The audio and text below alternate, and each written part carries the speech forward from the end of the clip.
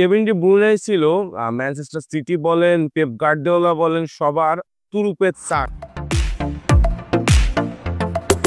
আসসালামু আলাইকুম, কেমন আছেন সবাই? আপনারা অলরেডি সবাই জেনে গেছেন যে Kevin De Bruyne Manchester City ছাড়ছেন এই মৌসুম শেষে।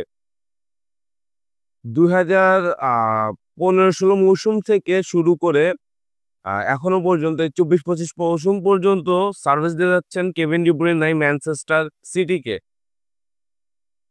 লং টাইম ধরে ভাই আমরা সাধারণত দেখে থাকি, খুব কমই দেখে থাকি যে লং টাইম ধরে সার্ভিস দেওয়া প্লেয়ার, যেমন মেসি লং টাইম ধরে বার্সেলোনাকে সার্ভিস দিয়েছেন। মুলার বলা যায় পুরো লাইফটাই তিনি বায়ার্ন মিউনিখকে দিয়ে দিয়েছেন। এদিকে কেভিন ডি ব্রুইনে প্রায় 10 বছরের বেশি সার্ভিস দিচ্ছে ম্যানচেস্টার সিটিকে।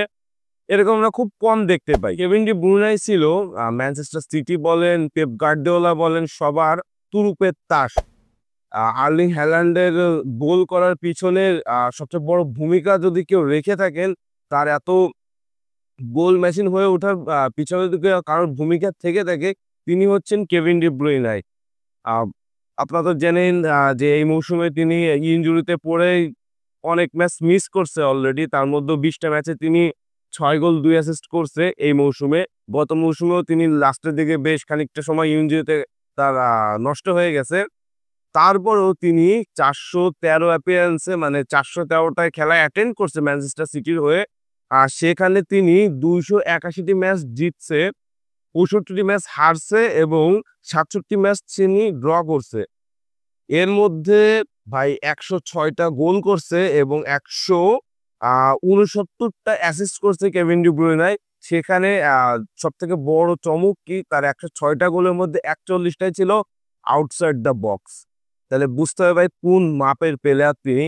আমার মতে ভাই, আমার দেখা মতে মেসির পরে যদি কোনো আল্ট্রা লেভেলের আইকিউ কারোর থেকে থাকে, মেসির পরবর্তী যদি 2 নম্বরের কোনো আইকিউ থাকা প্লেয়ার যদি আমি কাউকে বলে থাকবো, সেটা হচ্ছে কেভিন ডি ব্রুইনে। তার মতো ইন্টেলিজেন্ট একজন মিডফিল্ডার একটা টিমে থাকা যে কতটা জরুরি সেটা পেপ গার্দিওলা হারে হারে টের পাচ্ছে। কারণ মেইনলি ম্যানচেস্টার সিটির পতন শুরু হয়েছিল কিন্তু কেভিন ডি ব্রুইনের ইনজুরিতে পড়ার পর থেকে এবং রদ্রি ইনজুরিতে পড়ার পর থেকে। রদ্রি যতটা না ইম্প্যাক্ট ফেলে ম্যাচে, তার থেকে বেশি ইম্প্যাক্ট ফেলে কিন্তু কেভিন ডি ব্রুইনে। তিনি ছিলেন তুরুপের দাস, এই কথা আমি প্রথমেই বলছি। এখন যেহেতু তিনি ম্যানচেস্টার সিটি অলরেডি ছেড়ে দিচ্ছেন এই মৌসুম শেষে, এখন দেখার যে তার পরবর্তী গন্তব্য কি হয়, কোন ক্লাবে তিনি যান। এবং ম্যানচেস্টার সিটি তো অলরেডি ঢুকছে একটা দুরারোগ্য রোগে, তারা ঢুকছে। এখন দেখার বিষয় যে তারা এই রোগ থেকে কি আর বেরিয়ে আসতে পারবে। অলরেডি কেভিন ডি ব্রুইনে যদি চলে যায়, এমনি তারা বিপদে আছে, তার উপর যদি কেভিন ডি ব্রুইনে চলে যায় তাহলে তো বিপদের উপরে বিপদ হয়ে যাবে। আর্লিং হ্যালান্ডের তখন কি হবে, এটা একটা দেখার বিষয়। আর্লিং হ্যালান্ডের তখন কি আর গোল মেশিন তিনি থাকেন? অলরেডি তার গোল স্কোরিং কিন্তু অলরেডি অনেক কমে গেছে। এখন দেখার বিষয় কেভিন ডি ব্রুইনে যদি চলে যায়, আর্লিং হ্যালান্ড কি আর গোল মেশিন থাকতে পারবেন, নাকি তিনি তার যে গোলের রানটা ধরে রাখছেন বা গোলের রানটা তিনি এগিয়ে গিয়েছিলেন বিশেষ করে 23-24 মৌসুমে, সেটা তিনি ধরে রাখতে পারবেন কিনা, এটাই দেখার বিষয়।